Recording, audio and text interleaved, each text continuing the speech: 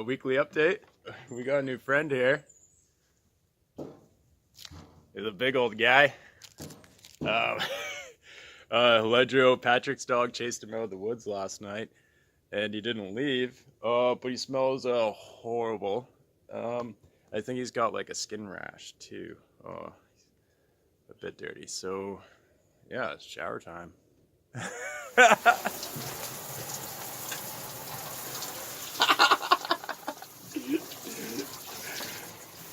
Yeah, dog's all clean. It's my turn now. This is my bathroom. The sun rises just over the hills. It's a bit overcast, but it's beautiful in the mornings.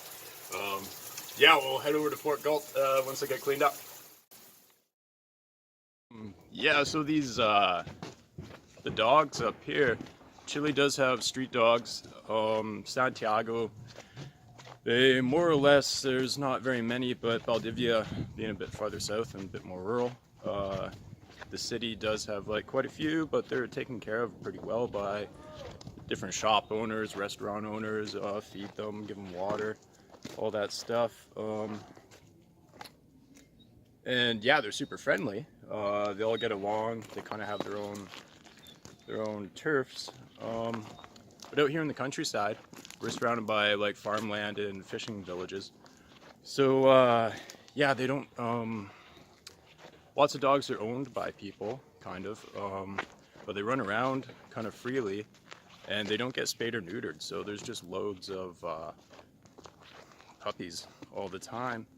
And I think like some of these farms, once they have a few dogs, and then some puppies come along, they just can't afford to feed 6 or 8 or 10 dogs, however many they have. And then, yeah, so they'll just wander off kind of one by one and search for greener pastures. And yeah, so this big guy,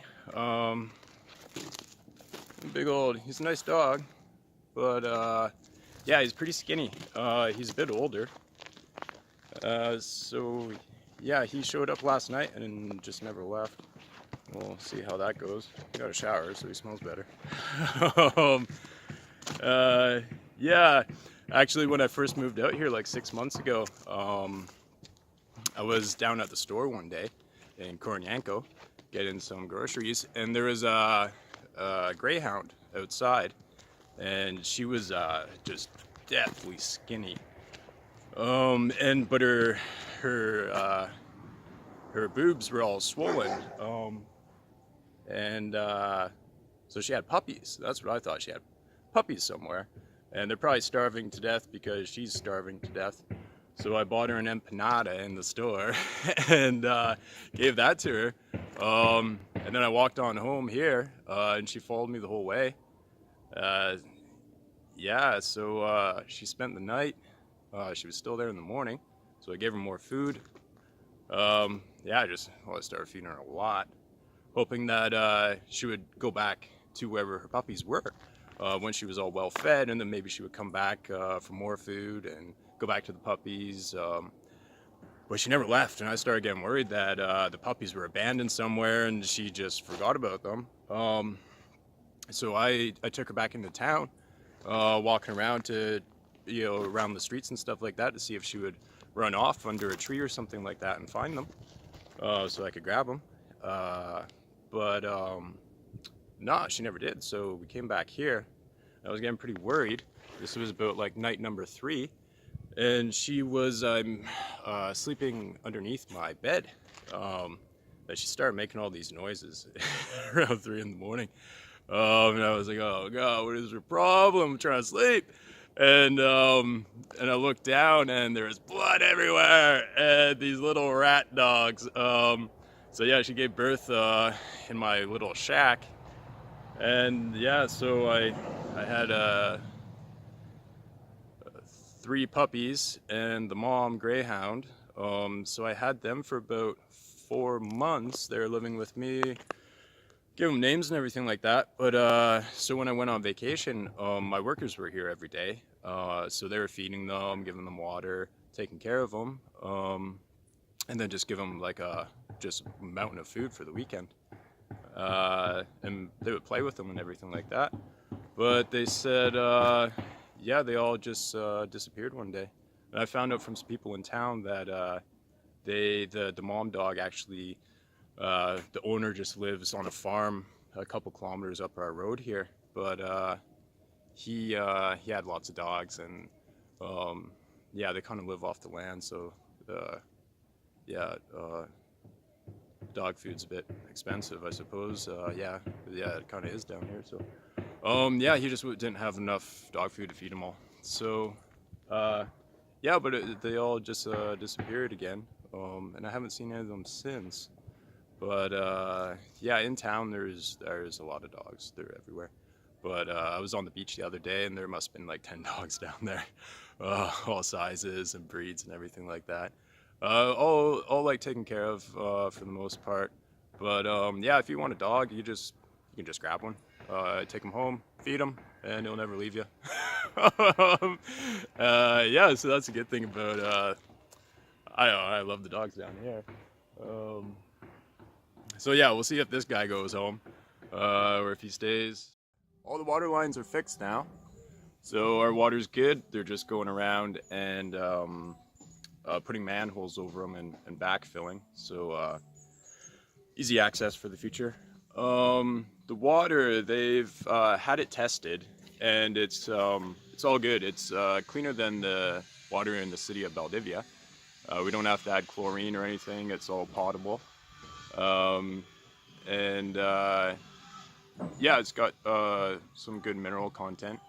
So my friend Max, the chemist, says it's going to be ideal for making beer. Yesterday, Gabriel Shear came up with a man from Australia to look at lot number 4, I think it was. He's had his eye on it for a little while, so they went with machetes and went and hacked into it to do a bit of exploring. So yeah, hopefully he likes it, and something comes out of that. So yeah, that is the largest lot on the property. I think it's 1 full hectare, which is 10,000 square meters. So yeah, that little area would mostly be sold up. I think there would be one left, lot number 2, no, number 3, I think. But yeah, so that was exciting. My place, we had some material take a bit longer than we thought it would to show up. So, and it was the Easter holidays last week, so they do get a lot of holidays down here. The guys got all this C channel iron welded together. They're going to use the excavator to hoist it up into place, and it's at the ideal angle, the slope of the roof, for solar panels. So just where the boys are, up in the attic there, right over here, there's space for all the utilities. The solar hot water tank's going to go up there, the batteries and inverter for the solar panels, and we just got these big 3x6s delivered yesterday for the master bedroom.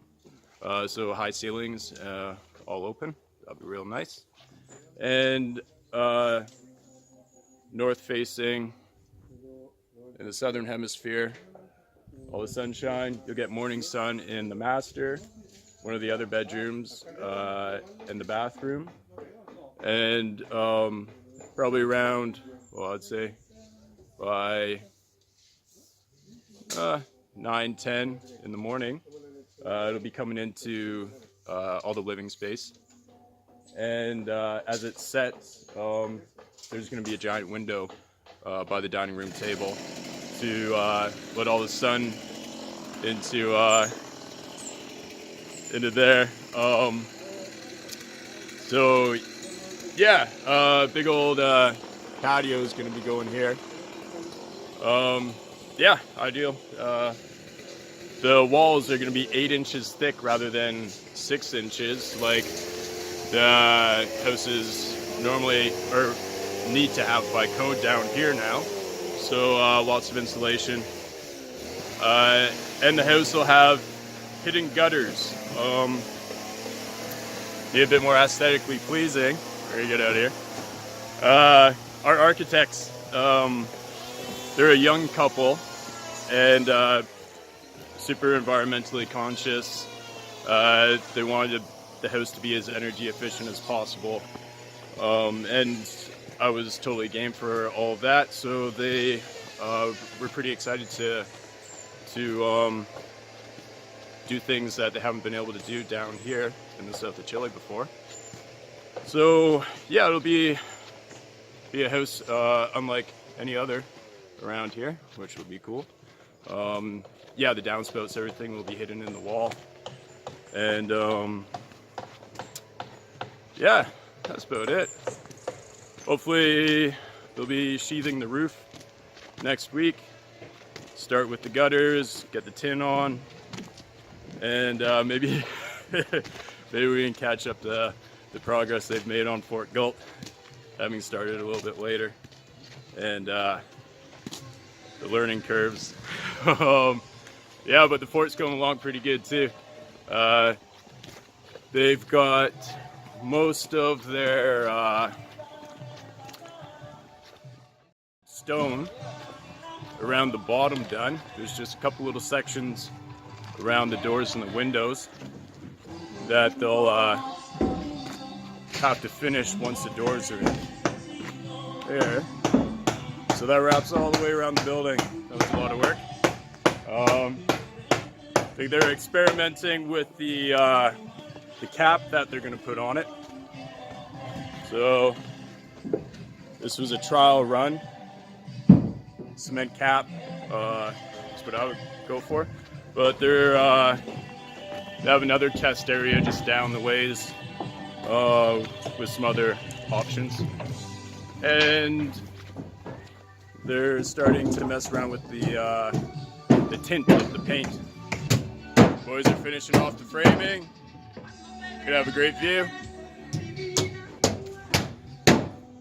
Yeah, it's a roof. So that's about it for this week. Yeah, a bit of interest. Last night I got messages from 2 families that are showing a lot of interest, and they both hope to make it down here in the next couple of months to look at things. So yeah, the videos are working. And I'm gonna go on a little adventure now, some sightseeing, and you'll see that later. So thanks again for watching. We'll see you next time.